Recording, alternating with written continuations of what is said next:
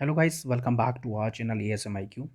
जैसे कि आप सब लोग जानते हैं कि सीटेट के एग्ज़ाम अभी चल रहे हैं, तो उसके इम्पोर्टेंट के लिए मैं आपको 3 राइटर लेके आया हूँ जो आपके पेपर में आ रहे हैं या आने वाली की संभावना है।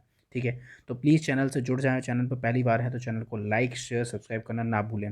ठीक है, चलिए इसमें ही हम आज सारे राइटर कवर करते हैं। पहले हम इन 3 राइटर के बारे में जानते हैं। सबसे पहला होता है हमारा कोलबर्ग। ठीक है, तो कोलबर्ग जानते हैं, फिर दूसरा लेबर्ग उसकी पढ़ेंगे, सिग्मंड फ्राइड पढ़ेंगे।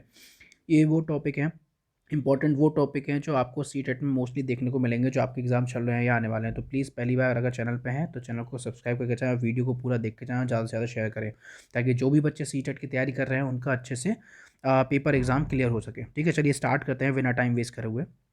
सबसे पहले हमारे आते हैं लॉरेंस कोलबर्ग। तो लॉरेंस कोलबर्ग जो है क्या है? ठीक है, तो लॉरेंस कोलबर्ग के नॉर्मल आप जान सकते हैं।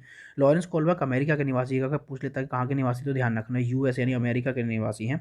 इन्होंने नैतिक विकास का सिद्धांत दिया था, और कोलबर्ग ने किस कब से कब तक कर बच्चों के लिए दिया था? ये दिया था 10 से 16 वर्ष के बच्चों से प्राप्त तथ्यों का विश्लेषण करके नैतिकता विकास का सिद्धांत का प्रतिपादन किया। और कोलबर्ग ने बताया था कि बालक, ठीक है, बालक अपने विकास की अवस्था में 3 स्तरों से गुजरकर अपने नैतिक ताकत की योग्यता को प्राप्त करते हैं। कौन से 3 अवस्था से गुजरकर अपनी नैतिक ताकत की योग्यता को प्राप्त करते हैं? आपको कौन कौन सी होते हैं? चलिए स्टार्ट करते हैं। ठीक है, देखिए सबसे पहले वो 3 अवस्थाएं कौन कौन सी होती हैं।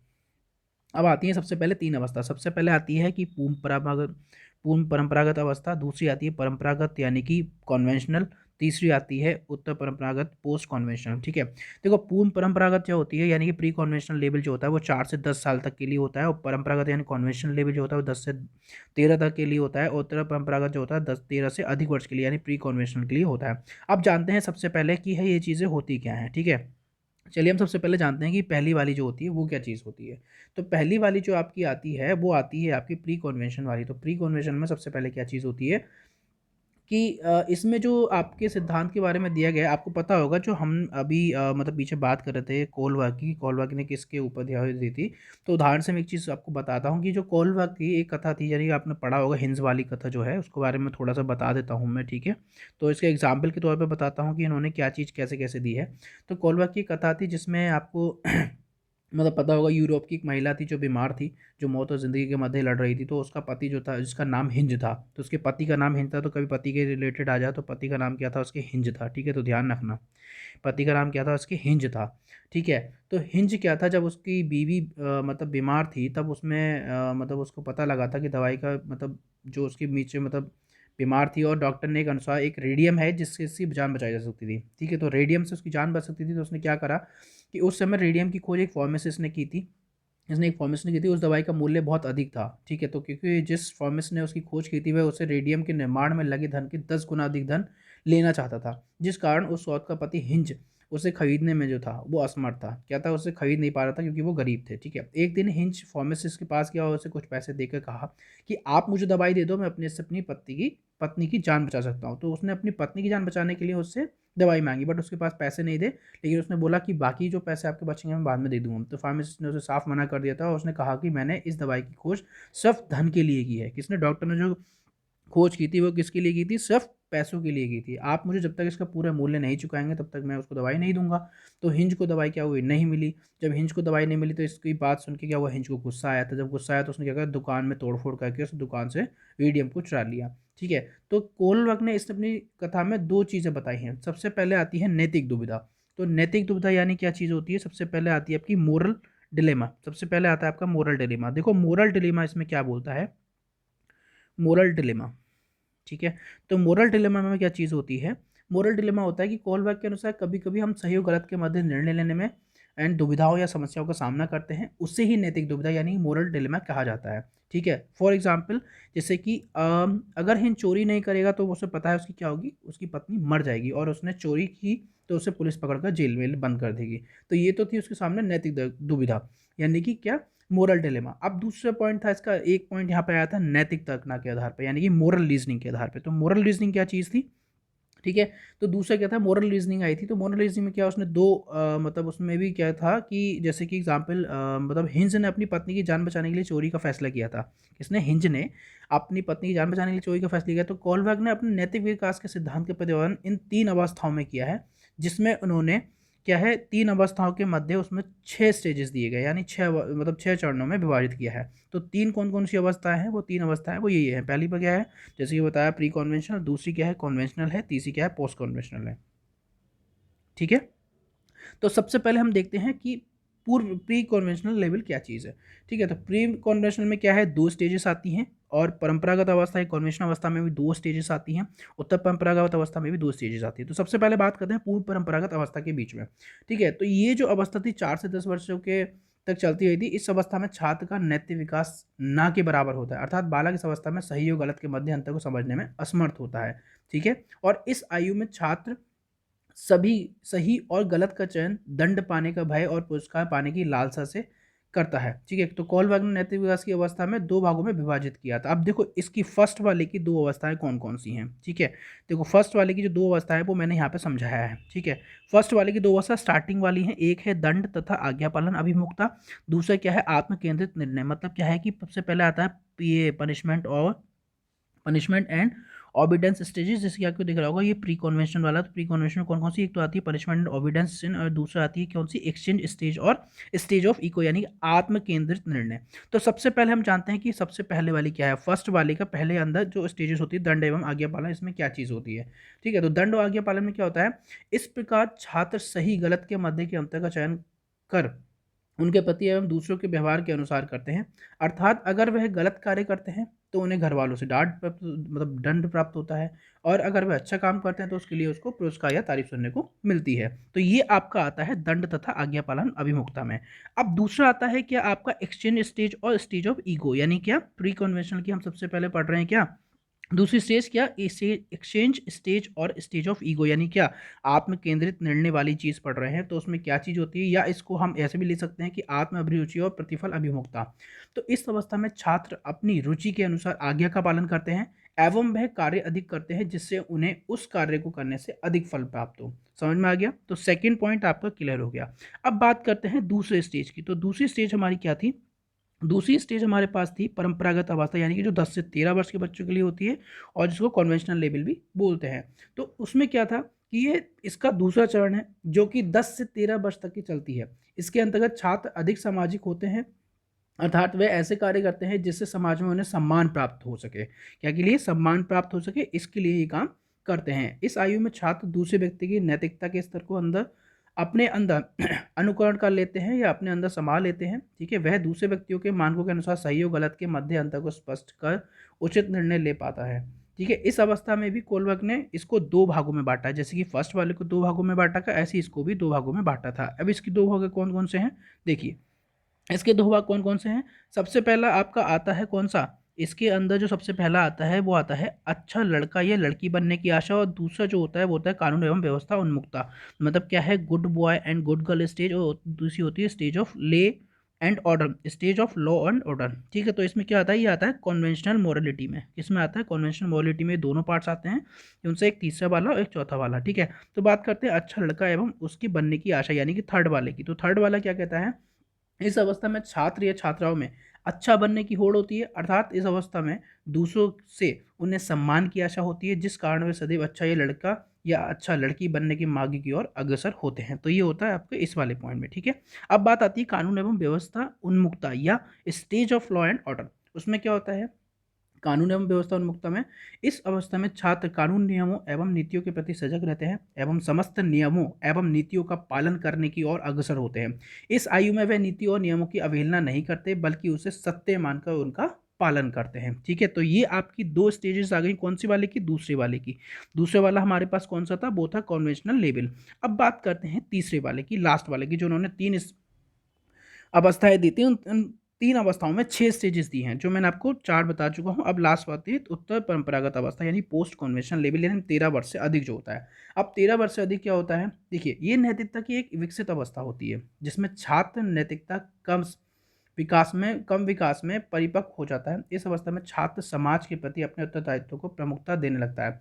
इस अवस्था को भी इन्होंने 2 चरणों में बांटा है। ठीक है, इस अवस्था को 2 चरणों में बांटा। अब कौन कौन से 2 चरण है, देखिए 2 चरण इसके लास्ट वाले कौन से हैं, वो ये हैं। कौन से, सबसे पहले आता है क्या कि पोस्ट कन्वेंशन मोरालिटी में क्या, स्टेज ऑफ सोशल कॉन्ट्रैक्ट, यानी कि सामाजिक समझौतों की अवस्था, या इसको ठीक है। और लास्ट वाला जो है इसकी दोस्त, जो आपकी लास्ट वाली स्टेज है वो है स्टेज ऑफ यूनिवर्सल प्रिंसिपल, यानी कि सार्वभौमिक या विवेक की अवस्था। ठीक है। सबसे पहले हम जानते हैं ये जो पहली वाली इसकी अवस्था है, थर्ड वाले की, यानी कि फिफ्थ वाला जो पॉइंट है, सामाजिक समझौते की अवस्था। तो इसमें क्या होता है, इसमें छात्र जो होता है समाज के नीति नियमों को अपनाने लगता है एवं समाज के प्रति अपने व्यक्तित्व एवं व्यवहार में उचित परिवर्तन करने लगता है। और कोहलवाग के सिद्धांत के इस चरण के अनुसार छात्र पूर्ण रूप से सामाजिक कार्यों के प्रति उत्तरदायित्व को अपने अंदर समाहित करने लगता है, अपने अंदर मतलब करने लगता है या समझाने, अपने आप को समझाने लगता है। अब लास्ट आता है सार्वभौमिक या विवेक की अवस्था, इसको बोलते हैं स्टेज ऑफ यूनिवर्सल प्रिंसिपल। मतलब क्या होता है, इस अवस्था में छात्र ऐसे मानकों का चयन करता है जो शाश्वत सत्य होते हैं, अर्थात जो प्रत्येक स्थिति में परिस्थिति के अनुकूल होते हैं। इस अवस्था में छात्र अपने विवेक एवं आत्मचिंतन की सहायता से सही और गलत के मध्य निर्णयों के चयन करता है। ये छात्र की परिपक्वता को दर्शाता है।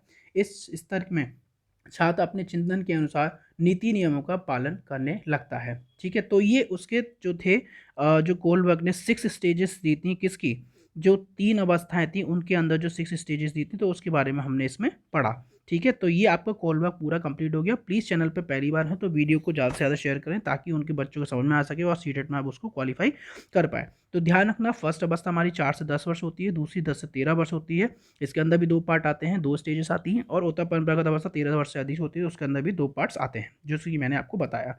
अब चलते हैं वाइगोत्स्की की ओर। तो वाइगोत्स्की क्या है भाई, देखो वाइगोत्स्की को भी पढ़ लेते हैं। तो वाइगोत्स्की क्या है, इन्होंने एक सामाजिक सांस्कृतिक सिद्धांत दिया था। कौन सा दिया था इन्होंने, सामाजिक सांस्कृतिक सिद्धांत दिया था, किसने, वाइगोत्स्की ने। तो वाइगोत्स्की क्या है, ये बहुत इंपॉर्टेंट है, ये पेपर में आ भी रहे हैं। ठीक है, तो ध्यान से पढ़ना। तो वाइगोत्स्की का जो सिद्धांत था, तो वाइगोत्स्की का सिद्धांत किसके द्वारा दिया गया था। देखो वाइगोत्स्की का सिद्धांत जो दिया था, सॉरी लेव वाइगोत्स्की ने सिद्धांत दिया था किसका, सामाजिक सांस्कृतिक सिद्धांत। उसमें क्या था कि इन्होंने मतलब 1896 से 1934 द्वारा दिया गया सिद्धांत है। ये एक कहाँ के, रूस के मनोवैज्ञानिक है। कहाँ के हैं, रूस के हैं, ध्यान रखना। जिन्होंने सामाजिक सांस्कृतिक सिद्धांत का प्रतिपादन किया एवं जिसको निकट विकास का क्षेत्र यानी कि जोन ऑफ प्रॉक्सिमल डेवलपमेंट यानी ZPD के नाम से भी जाना जाता है। तो ये मोस्टली क्वेश्चन इसमें ZPD के नाम से आता है, बताऊंगा ZPD क्या है। वाइगोत्स्की के अनुसार छात्रों को अधिगम करवाने या उनका विकास करने हेतु उचित मार्गदर्शन या दिशा निर्देशन की आवश्यकता होती है और छात्र को यह निर्देशन एवं मार्गदर्शन समाज और संस्कृति से प्राप्त होता है। वाइगोत्स्की को संरचनावादी की संज्ञा दी जाती है। वाइगोत्स्की के सिद्धांत को मनोवैज्ञानिक और बाल मनोविज्ञान के अधिगम के सिद्धांत यानी कि थ्योरी ऑफ लर्निंग के रूप में भी देखा जाता है। तो ध्यान रखना है। तो इन्होंने कि कहाँ के थे, अगर पूछता ले वाइगोत्स्की, तो ये रूस के थे, रशिया के थे। दूसरा क्या है, इन्होंने कौन सा सिद्धांत दिया था, जोन ऑफ प्रॉक्सिमल डेवलपमेंट दिया था, कि बच्चा जो विकास करता है वो किस कैसे कैसे करता है। ठीक है। मतलब इसमें क्या होता है, जो भी बच्चा, मतलब जोन ऑफ प्रॉक्सिमल डेवलपमेंट का मतलब होता है कि बच्चे का जो विकास होता है वो समाज के द्वारा होता है। बच्चे समाज के साथ अंतर्क्रिया करके सीखते हैं। ठीक है। तो ध्यान रखना है चीज़ का। चलो जानते हैं इसके आगे और बारे में। अब देखो हम बात कर रहे थे ZPD यानी जोन ऑफ प्रॉक्सिमल डेवलपमेंट, इससे होता क्या है, वो एरिया जहाँ पे बच्चा कुछ चीज़ें सीखता है। सपोज देखो ये आपको एक डायग्राम दिख रहा होगा, इसमें दिख रहा है व्हाट कैन आई डू, मतलब मैं क्या कर सकता हूँ, what I can do with help, मतलब एक वो, मतलब किसी की हेल्प से क्या कर सकता है। जब हेल्प ले ली, सीख लिया सारी चीज़, तो व्हाट आई कांट डू, जो मैं नहीं कर सकता हूँ, वो अलग एरिया, जो उसके बस की बात है ही नहीं, बच्चों के बस की बात। ठीक है। अब देखो क्या है, इसमें कुछ पॉइंट मैंने लिखे हैं। ठीक है। अगर आपको उसकी PDF चाहिए तो मैं लिंक डिस्क्रिप्शन में दे दूंगा, तो आपको इसकी PDF भी मिल जाएगी, आप इसको ज़रूर पढ़ के जाइएगा। ठीक है। तो इसमें बात करते हैं वाइगोत्स्की के संभावित विकास के क्षेत्र ZPD के अनुसार व्यक्ति को इस स्तर में सीखने के लिए अन्य व्यक्ति की सहायता की आवश्यकता होती है। मैं अच्छे से विस्तार से समझाऊंगा, प्लीज़ पूरी वीडियो देख के जाना। अर्थात इसमें अन्य ज्ञानवान व्यक्ति के अभाव में इसका विकास संभव नहीं हो पाता। विकास के इस क्षेत्र में व्यक्ति को उचित दिशा निर्देश की आवश्यकता होती है और इसी की सहायता से व्यक्ति अपने लक्ष्य को प्राप्त करने में सक्षम होता है या वो कोई चीज़ सीख पाता है किसी दूसरे के थ्रू, बच्चा। ठीक है। कौन, बच्चा। अब दूसरा पॉइंट, इस संप्रदाय के अनुसार इस स्तर में व्यक्ति अपने मित्र या फिर अपने किसी परिजन के माध्यम से ही अपनी समस्याओं का समाधान प्राप्त कर सकता है। ठीक है। वाइगोत्स्की ने के अनुसार छात्र इस स्तर के में व्यक्तिगत अधिगम करना सीखते हैं और वह नवीन विचारों को ग्रहण करने में बहुत उत्सुक अनुभव करते हैं। ठीक है। एग्जाम्पल से समझते हैं। देखो एग्जाम्पल क्या कहता है इसका। ठीक है। तो इसका एग्जाम्पल क्या कहता है, कहता है कि बालक बिना विद्यालय जाए काफ़ी ज्ञान घर में ही वह रहकर ही प्राप्त कर लेता है, परंतु जिन बिंदुओं में उनको समस्या आती है उन बिंदुओं से उत्पन्न समस्या के समाधान हेतु वे अध्यापकों एवं अपने मित्रों की सहायता से लेकर सीखते हैं और इसे को ही बायोगोसी का जेडपीडी की संज्ञा दी जाती है। अब देखो अच्छे से और विस्तार से समझ रहे हैं जेडपीडी क्या चीज़ है, कि जेडपीडी के अंदर क्या क्या चीज़ है। ठीक है, तो देखो जेडपीडी के अंदर क्या क्या चीज़ आती है। एक आता है जेडपीडी जो आपको बताया था, जोन प्रोक्सिमल डेवलपमेंट होता है। दूसरा आता है इसके फोल्डिंग। इसके फोल्डिंग उसको बोलते हैं ताड़ मचान, या बोलते हैं इसको, मतलब कुछ लोग ढांचा के नाम से भी इसको जाना जाता है। ठीक है, इसके फोल्डिंग को ढांचा के। एक आता है मोर नॉलेजेबल वाला। ठीक है, अब इसमें जेडपीडी क्या दी है। जेडपीडी जो है, देखो ध्यान से सुनना, मैंने एक पिक्चर लिया है जो बच्चा साइकिल चलाना सीख रहा है। ठीक है, देखो ये पूरा जो जोन है इसका, ये पूरा जो जोन हो गया, ये हो गया आपका जेडपीडी, जोन प्रोक्सिमल डेवलपमेंट, जहाँ पे बच्चे का क्या है, समाज के थ्रू विकास हो रहा है। ठीक है, बच्चे समाज में क्या कर रहे हैं, अंतःक्रिया करके सीख रहा है। अब दूसरा आता है स्केप फोल्डिंग। ठीक है, उसके बाद आता है क्या, स्केप फोल्डिंग, यानी कि ढांचा, या इसको बोलते हैं ताड़ मचान। अब ढांचा ताड़ मचान से क्या है, ये एक प्रक्रिया है। क्या है, ये एक प्रक्रिया। ठीक है, ध्यान रखना। अब इसको याद कैसे करेंगे, जैसे स्केप फोल्डिंग है, ताड़ मचान या ढांचा। देखो ढांचा मतलब क्या है, आपको पता है जब बच्चा साइकिल चलाना सीख रहा है, ये पिक्चर में बच्चा साइकिल चलाना सीख रहा है, तो हमें एक ढांचे की ज़रूरत है। वो ढांचा कौन है, इसके फादर है, या इसका कोई दोस्त हो सकता है, या इसका भाई बहन भी कोई भी हो सकता है जो इससे बड़ा हो। तो बच्चा जब साइकिल चलाना सीख रहा है तो उसको किसी ना किसी सपोर्ट की ज़रूरत है, यानी कि किसी ना किसी प्रक्रिया, यानी कि इसके फोल्डिंग ढांचे की ज़रूरत है। तो वो ढांचा जो है वो कौन है, इसके फादर है, जो इसको सिखा रहे हैं, जो क्रिया इसको सिखा रहे हैं, कि इसका बैलेंस बनाना वो सिखा रहे हैं साइकिल का। ठीक है, वो कौन है, इसके फादर हैं। तो ये आता है आपका स्केप फोल्डिंग। तो यानी स्केप फोल्डिंग क्या, ताड़ मचान, यानी कि, या इसको बोलते हैं ढांचा। ठीक है, तो ढांचा के नाम से ये चीज़ आती है। अब देखो ये इसका पूरा हो गया आपका जेडपीडी एरिया। ठीक है, जहाँ पे बच्चा समाज में सारी चीज़ें सीख रहा है। ठीक है, सड़क मत समझ लेना, ये एरिया है जहाँ पे बच्चा चलाना साइकिल सीख रहा है। इसके फोल्डिंग का मतलब ताड़ ढांचा, या ताड़ मचान, या ढांचा बोलते हैं इसको। ठीक है, मतलब ये भी एक प्रक्रिया होती है।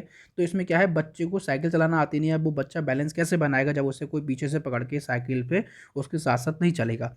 अब तीसरा आता है MQ, यानी कि मोर नॉलेजेबल। अब मोर नॉलेजेबल के लिए क्या चीज़ होती है भाई, जो बंदा साइकिल चलाना जानता होगा वही तो उसको पीछे सपोर्ट करेगा। जब बच्चा इसने साइकिल चलाना, इसके फादर ने इसको साइकिल चलाना सिखाई, अब बच्चा सीख गया। जब बच्चा सीख गया तो बच्चा क्या करेगा, अपने खुद पे खुद चलाएगा। तो ये मोर नॉलेजेबल बंदे की ज़रूरत होती है। तो वो उसके कौन है, वो इसके हैं फादर। इसके फोल्डिंग क्या है, इसके फोल्डिंग एक प्रक्रिया है जो इसके फादर इसको दे रहे हैं इसके थ्रू। ठीक है, ताकि बच्चा उस पर बैलेंस बना सके और गिरे नहीं। अदरवाइज जेडपीडी क्या है कि आप ठीक है समाज में रह के सीखते हो, आप अपने आप साइकिल चलाना नहीं सीख सकते, आपको पीछे से सपोर्ट किसी ना किसी की ज़रूरत होती है। तो वो आपका आता है इसके फोल्डिंग वाला पार्ट। ठीक है, अब आपको इसके फोल्डिंग यानी कि ये प्रक्रिया करेगा कौन, तो ये प्रक्रिया आपको जो करेगा वो करेगा आपका MQ, यानी कि जो मोर एलिजिबल बंदा होगा। ठीक है, तो ये आपका पूरा क्या हो गया, आपको समझ में आ गया होगा कि सारी चीज़ें क्या है। कोई भी चीज़ समझ नहीं आए तो आप मुझे कमेंट में भी लिख सकते हैं। ठीक है, तो यानी कि क्या चीज़, ये पूरा आपका जेडपीडी हो गया। ये जो बच्चा आपको चलाना सीख रहा है, तो ये प्रक्रिया जो हो रही है ये पूरी क्या हो रही है, इसके फोल्डिंग हो रही है, ताड़ मचान या ढांचा हो रही है। इसके फोल्डिंग जिसको बोलना है, सहायता देना होता है, एक तरीके की प्रक्रिया होती है इसके फोल्डिंग। इसके फोल्डिंग क्या होती है, सहायता देना एक तरीके से, या ढांचा के नाम से आता है, या ताड़ मचान के नाम से भी आ सकता है। ठीक है, तो और जो अब आता है मोर नॉलेजेबल। अब भाई साइकिल सिखाएगा तो वही जिसको चलाना आती है, तो इसके फादर जो है वो मोर नॉलेजेबल ऑपरेशन है। ठीक है, अब चलते हैं आगे, बाकी सारी चीज़ में समझ में आ गया। कुछ इंपॉर्टेंट फैक्ट्स हैं वाइगोत्स्की के, देख लेते हैं। तो वाइगोत्स्की के अनुसार बालक को सीखने के लिए एक ढांचे की ज़रूरत होती है, जैसा कि मैंने पीछे पिक्चर में बताया था जब बच्चा साइकिल चला रहा था। ठीक है, अर्थात एक ऐसी सीढ़ी जो उसे अधिगम के उस शिखर तक ले जा सके जिस शिखर पर पहुंचकर वह अपनी अधिगम के अंतर्गत आने वाली समस्त समस्याओं का समाधान कर सकें। दूसरा पॉइंट, ये ढांचा छात्र के अनुभव कौशल एवं ज्ञान का उत्तम विकास करने हेतु अत्यंत आवश्यक है। इसके अंतर्गत छात्र क्रमबद्ध रूप से अपने संज्ञानात्मक विकास का है। तो ये सिर्फ इसके फोल्डिंग यानी कि ढांचे के लिए 2 पॉइंट मैंने लिखे हैं ताकि आपको पढ़ के भी समझ में आ जाए। वैसे तो मैंने पिक्चर सारी चीज़ समझा दी है, आपको समझ में आ गया होगा। तो प्लीज़ वीडियो को पूरा देख के जाइएगा और ज़्यादा से ज़्यादा वीडियो को शेयर करना। ठीक है, अब वाइगोत्स्की के कुछ पॉइंट हैं। ठीक है, वाइगोत्स्की के क्या पॉइंट है भाई, जो कभी कभी आ जाते हैं। तो पहला पॉइंट है, वाइगोत्स्की ने समीपस्थ निकट विकास का क्षेत्र यानी कि समीपस्थ निकट विकास का क्षेत्र, इसको ZPD भी बोलते हैं, में एक संप्रति दिया जिसका नाम इसके फोल्डिंग सहायता देना ढांचा स्ट्रक्चर या ताड़ मचान कहलाता है, जैसे कि मैंने आपको बताया था। दूसरा पॉइंट क्या है कि वाइगोत्स्की ने कहा था कि विकास की प्रक्रिया अधिगम की प्रक्रिया से हमेशा पीछे रहती है, मतलब क्या है कि डेवलपमेंट का प्रोसेस है वो लर्निंग प्रोसेस से हमेशा पीछे रहता है। उसका उद्देश्य अब क्या है, देखो मेन उद्देश्य क्या आता है हमारा, उसने जो उद्देश्य दिया था बच्चों को समझाना एवं उसकी कमियों को समझना, उसका कारण समझना हमारे लिए बहुत ज़रूरी होता है। इसके आगे लिखा नहीं है, ठीक है, हमारे लिए ये चीज़ बहुत ज़रूरी होता है, ठीक है, ये उसने उद्देश्य एंड में दिया था, कंक्लूजन जो उसका निकला था, ठीक है। तो ZPD आपको पूरा अच्छे से समझ में आ गया होगा। अब चलते हैं नेक्स्ट राइटर जो हमारे हैं सिगमंड फ्राइड, ये भी कभी कभी पेपर में आपको देखने के लिए मिल जाते हैं। अब बात करते हैं सिगमंड फ्राइड की, ठीक है। तो सिगमंड फ्राइड ने कौन सा सिद्धांत दिया था, ये आपको पता है, सिगमंड फ्राइड ने दिया था मनोविश्लेषणात्मक सिद्धांत, ठीक है। और मैंने इससे पहले एक वीडियो डाल रखी है जीन पियाजे की, लिंक डिस्क्रिप्शन में दे दूंगा, तो जीन पियाजे भी आप पूरा पढ़ के जाइएगा। कोई चीज़ समझ नहीं आए तो प्लीज़ कमेंट करके ज़रूर बताइएगा। अब बात करते हैं सिगमंड फ्राइड की, ठीक है। तो देखिए सिगमंड फ्राइड कहाँ के निवासी थे, तो सिगमंड फ्राइड जो थे वो थे कहाँ के, ऑस्ट्रिया के निवासी थे। अगर कोई बात होती है तो ध्यान रखना, सिगमंड फ्राइड कहाँ के थे, अगर पूछ लेता है तो वो ऑस्ट्रिया के थे। इन्होंने कौन सा सिद्धांत दिया था, मनोविश्लेषणात्मक सिद्धांत दिया था, या यौन व्यवहार सिद्धांत दिया था, या इंग्लिश में बोलते हैं टॉकिंग ट्रीटमेंट थ्योरी इन्होंने दी थी। सिगमंड फ्राइड का जन्म 6 मई कब हुआ था, 6 मई 1956 को हुआ था। ये एक सामान्य परिवार से संबंधित थे। इनके पिता का नाम जैकोब फ्राइड और इनकी माता का नाम अम्लिया फ्राइड था। ये अपने शैशवावस्था से ही बहुत स्वतंत्र विचारों के थे, क्योंकि उनके विचार उनके परिवार द्वारा उनके बहुत प्रेम एवं स्वतंत्रता प्रदान की गई थी, एवं ये अपने पिता की दूसरी धर्म पत्नी की संतान थे। ये बाल्यावस्था से ही बुद्धिमान थे। कक्षा में इनका स्थान सदैव सर्वोच्च रहता था। इन्होंने अपने नैतिक कार्यकाल में काफ़ी उपलब्धियां प्राप्त की हैं। उन्होंने मात्र 6 वर्ष की अवस्था में ही 8 भाषाओं का ज्ञान लिया था, ठीक है। तो ये पॉइंटों से आ रहा है, तो इन्होंने 6 वर्ष की अवस्था में 8 भाषाओं का ज्ञान कर लिया था। अब इसके बारे में विस्तार से अच्छे से जानते हैं थोड़ा सा। इन्होंने सिद्धांत को देखो समझने के लिए मन के 3 स्तर बताए, जो कि इस प्रकार है। कौन कौन से हैं, सबसे पहला आपका आता है चेतन मन, ठीक है। चेतन मन क्या है, ये मन वर्तमान से संबंधित होता है, मतलब जो अभी चल रहा है। दूसरा आता है अर्धचेतन। अर्धचेतन क्या चीज़ होती है, यानी कि ऐसा मन जिसमें याद होते हुए भी याद ना आए कोई भी चीज़, पर जब मन पर ज़्यादा जोर दिया जाए तो ये कोई भी चीज़ याद आ जाती है। तो इसको बोलते हैं हम क्या, अर्धचेतन मन, ठीक है। तो हम क्या पढ़ रहे हैं, ये सिगमंड फ्राइड पढ़ रहे हैं। अब तीसरा पॉइंट आता है अचेतन मन। तो अचेतन मन क्या चीज़ होती है, जो मन चेतना में नहीं होता, ये दुखी द्रवित इच्छाओं का भंडार होता है। किसका होता है, दुखी मन द्रवित इच्छाओं का जो भंडार होता है, ठीक है। तो आपको पता लग गया होगा कि सिगमंड फ्राइड कहाँ के निवासी हैं, ऑस्ट्रिया के हैं। अगर पूछे कि उनका बर्थ कब होता तो 1856 और से 1939 तक हुआ था। और जो चेतन मन होता है, दूसरा आता है अचेतन मन और तीसरा आता है अचेतन मन, ठीक है। तो ये आपको मैंने बता दिए पूरे, ठीक है। अब इन्होंने इसमें भी क्या किए थे, देखो चेतन मन जो आपका होता है, ठीक है, जो चेतन मन होता है वो 10% होता है, ठीक है। और अर्धचेतन मन और अचेतन मन, ये जो चेतन मन है ये 10% होता है, और अर्धचेतन मन और अचेतन मन जो होते हैं वो 90% होते हैं, ठीक है। ध्यान रखना है चीज़ का। अब देखो कैसे, अब इन्होंने इसमें क्या था, मन के आधार पर फ्राइड ने व्यक्तित्व को 3 भागों में बांटा था। कौन कौन से 3 भाग बांटा था, सबसे पहला आता है इदम, यानी कि इसको बोलते हैं हम इद भी इंग्लिश में बोलते हैं, ठीक है। तो इदम सबसे पहले क्या होता है, इदम में सबसे पहले पॉइंट क्या है, ये सुखवादी सिद्धांत पर आधारित होता है। ये अचेतन मन से जुड़ा हुआ होता है। काम प्रवृत्ति सबसे बड़ा सुख होता है। इदम पार्श्विक प्रवृत्ति से जुड़ा है। इद ईगो एम द्वारा नियंत्रित होता है। दूसरा पॉइंट आता है ईगो यानी कि अहम का। इसमें क्या चीज़ होती है, इसमें वास्तविकता पर आधारित है। ये अर्धचेतन मन से जुड़ा रहता है। अर्धचेतन मन हमने पीछे पढ़ा था अभी, इसमें उचित अनुचित का ज्ञान होता है। ये मानवतावादी से संबंधित होता है। सबसे ज़्यादा जो खतरनाक होता है वो आपका कौन सा होता है, वो होता है सुपर ईगो, यानी कि कौन सा, परा अहम। परा अहम में क्या चीज़ होती है कि जब हमें जो चीज़ करनी है वो करनी है, हमें किसी की सुनना नहीं है, तो वो सारी चीज़ें आती हैं, ठीक है। ये आदर्शवादी होता है। ये इद तथा ईगो पर नियंत्रित करता है। ये पूरी तरह सामाजिकता एवं नैतिकता पर आधारित होता है। ये चेतन मन से जुड़ा हुआ और इसमें प्रवृत्ति देवत्व होती है, ठीक है। तो फ्राइड ने क्या कहा था, अचेतन को व्यक्तित्व की दृष्टि से अत्यंत महत्वपूर्ण बताया है। उसने कहा है कि किसी व्यक्ति की मानसिक क्रियाएं, ठीक है, मानसिक क्रियाएं उस व्यक्ति की चेतन में जागृत होने के रूप में दिखाई देने से अधिक जटिल होती हैं। उदाहरण के तौर पे क्या होता है कि आप उदाहरण में एग्जाम्पल दे के बता देता हूँ आपको इसको पूरा। एग्जाम्पल इसका क्या चीज़ है, ठीक है, मैं उदाहरण से भी एक बात समझा देता हूँ कि फ्राइड ने मनुष्य की मानसिक क्रियाओं को पानी पर तैरते हुए बर्फ के टुकड़े से की है, पानी पर तैरते हुए बर्फ के टुकड़े से की है। जैसे कि आपने देखा होगा जब हम बर्फ के टुकड़े को पानी में डुबाते हैं तो बर्फ का तैरता हुआ टुकड़ा आंशिक रूप से ऊपर दिखाई देता है, जो ऊपर की साइड होता है, अर्थात बर्फ के टुकड़े का एक हिस्सा ऊपर तथा कई गुना हिस्सा उसका कहाँ होता है, पानी में डुबाया हुआ होता है। ठीक है, तो फ्राइड के अनुसार अचेतन मन वास्तव में अनगिनत अनजानी परंतु सम्मिलित व जीवन शक्तियों का संचय होता है एवं ये व्यक्ति के चेतन व्यवहार पर नियंत्रण रखता है। ठीक है, अब बात थोड़ा करते हैं कि जो अर्धचेतन होता है, अर्धचेतन अचेतन के बीच पुल का कार्य करता है। किसका? पुल का कार्य। किसका? पुल का कार्य करता है। जो अर्धचेतन होता है वो किसके बीच के? चेतन और अर्धचेतन मन के बीच का पुल का कार्य करता है। फ्राइड ने व्यक्तित्व की संरचना में कौन कौन से दिए थे? इद, ईगो, सुपर ईगो को विशेष महत्व दिया है। ठीक है, ये आपको मैंने बता ही दिया है पूरा। और फ्राइड ने ये तीन तत्व सुरक्षित इकाई के रूप में कार्य करते हैं, जो व्यक्ति के रूप में कार्य करते हैं तो व्यक्ति अपने वातावरण के साथ प्रभावशाली ढंग से सामंजस्य स्थापित कर पाता है, और यदि इद, ईगो, सुपर ईगो समायोजन नहीं कर पाते हैं तो व्यक्ति असंयोजी प्रवृत्ति का हो जाएगा। ठीक है, किसका? असंयोजी प्रवृत्ति का हो जाएगा। अब इन्होंने दो चीज़ें दी थी, देखो सिगमंड फ्राइड ने दो प्रकार की मूल प्रवृत्तियाँ भी दी हैं। सबसे पहले आती है जीवन मूल प्रवृत्ति, हम इसको बोलते हैं जिजीविषा। इसको क्या बोलते हैं? जिजीविषा। ठीक है, कभी कभी ये जिजीविषा के नाम से भी आ जाता है। अब देखो जिजीविषा क्या चीज़ होती है। जिजीविषा का मतलब होता है आपके जीने की इच्छा। उदाहरण जैसे एग्जाम्पल इसका प्रेम या लव, आत्म संरक्षण होता है। ठीक है, मतलब कॉन्फिडेंस टाइप, जो सेल्फ कॉन्फिडेंस होता है। ठीक है, तो दो होते हैं उदाहरण, प्रेम और आत्म संरक्षण, और जिजीविषा होती है।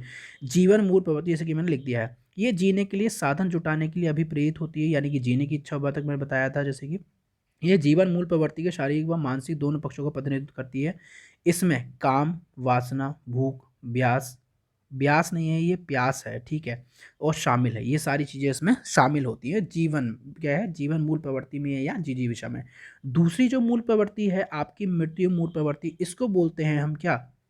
इसको हम बोलते हैं मुर्मुषा। अब मुर्मुषा देखो कैसे लिखेंगे, इसको हम लिखते हैं ऐसे। ठीक है, तो इसको बोलते हैं मुर्मुषा दूसरी वाली को, यानी कि ये मृत्यु मूल प्रवृत्ति। इसमें क्या होता है? न जीने की इच्छा होती है। मतलब उदाहरण जैसे कि मृत्यु की यानी कि मरने की मूल प्रवृत्ति या कामुकता होती है, तो इसमें होती है सेकंड वाले में, मुर्मुषा में। इसमें क्या होता है? इस मूल प्रवृत्ति को घृणा मूल प्रवृत्ति भी कहा जाता है। इसका संबंध विनाश से है। ये मूल प्रवृत्ति जीवन मूल प्रवृत्ति के विपरीत कार्य करते हैं।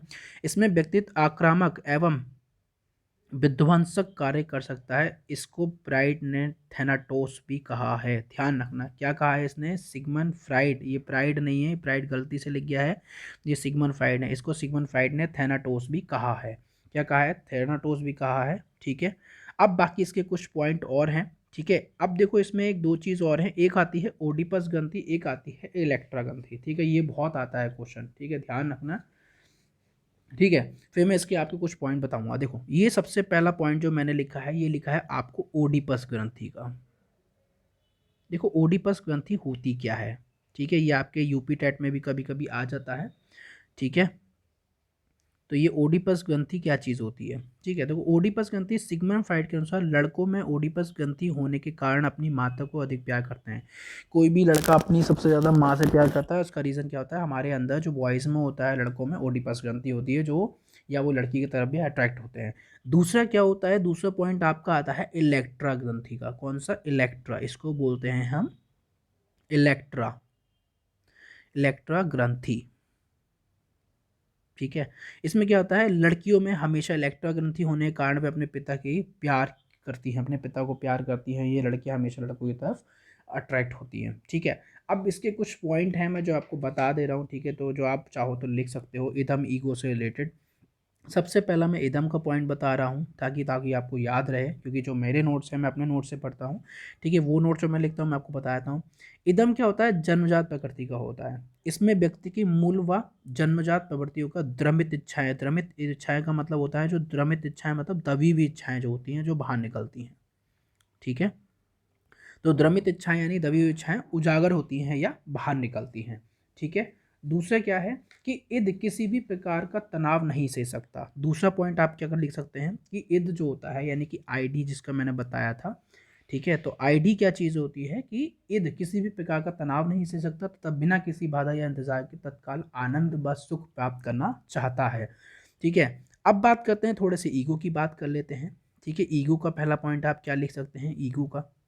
ईगो का क्या है? ईगो, इसमें हम व्यक्तित्व का वास्तविक सिद्धांत कार्यपालक भी कह सकते हैं। इसको क्या कह सकते हैं? वास्तविक सिद्धांत कार्यपालक भी कह सकते हैं। इद व सुपर ईगो के मध्य ईगो संतुलन का कार्य करता है। किसके बीच में? इद और सुपर ईगो के बीच में। ठीक है, तो कौन काम करता है? वही वो ईगो काम करता है। क्या है? इद व सुपर ईगो के मध्य ईगो संतुलन का कार्य करता है। ईगो संयोजन की अवस्था है और ईगो का संबंध चेतन मन से है। ठीक है, क्या है? चेतन मन से है। तीसरा आपका था क्या? आपको पता ही है, तीसरा था आपका सुपर ईगो। ठीक है, मैं आपको क्यों सारी चीज़ें बता रहा हूँ? इसलिए बता रहा हूँ ताकि कोई भी पॉइंटों में सारी चीज़ें राइटर से रिलेटेड आ सकती हैं। इसलिए जो भी चीज़ है प्लीज़ वीडियो को पूरा एंड तक देख के जाइए, ज़्यादा से ज़्यादा शेयर करिए ताकि जिन बच्चों का सीटेट का एग्ज़ाम बचा है वो उससे पढ़ के अपना अच्छे से एग्ज़ाम दे सकें और सीटेट को क्लियर कर सकें। ठीक है, अब प्लीज़ चैनल पे पहली बार हो तो चैनल से जुड़ जाएँ हमारे। ठीक है, आपको जो यूपी टेट आने वाला है या सुपर टेट आने वाला है उसकी नोटिफिकेशन आई, जो भी होगी वो इस चैनल पे ज़रूर मिलेगी। ठीक है, और आगे आपको मैथ्स की वीडियो भी मिलेंगी। ठीक है, तो सुपर ईगो क्या चीज़ है? ये आदर्शवादी सिद्धांत होता है। सुपर ईगो में आध्यात्मिकता के और झुकाव होना। ठीक है, दूसरा पॉइंट क्या होता है उसका? सुपर ईगो का दूसरा पॉइंट होता है नैतिक व आदर्शवादी विचारों का होना। ठीक है, सुपर ईगो में। तीसरा पॉइंट, आदर्श की अवस्था व्यक्ति को कुसमायोजित बना सकती है। ठीक है, क्या बना सकती है? कुसमायोजित बना सकती है। बाकी आप चैनल पर पहली बार हैं तो चैनल को लाइक शेयर सब्सक्राइब ना करना भूलें। ठीक है, और वीडियो को ज़्यादा से ज़्यादा शेयर करें ताकि अच्छे से सुपर टेट जो भी मतलब सॉरी सी टेट देने जा रहे हैं उनकी अच्छे से तैयारी हो सके। ठीक है, आगे नेक्स्ट वीडियो में जल्दी बहुत मिलते हैं। ठीक है, यूपी टेट सारे चैनलों पे मतलब इस चैनल पे सारी वीडियो आपको ज़रूर मिलेंगी। तो ठीक है, लिंक डिस्क्रिप्शन में दे दूँगा, कोई चीज़ समझ नहीं आया तो उस पर कमेंट कर सकते हैं। प्लीज़ इस वीडियो को पूरा देख के ज़रूर जाइएगा। Okay, thanks for watching this video.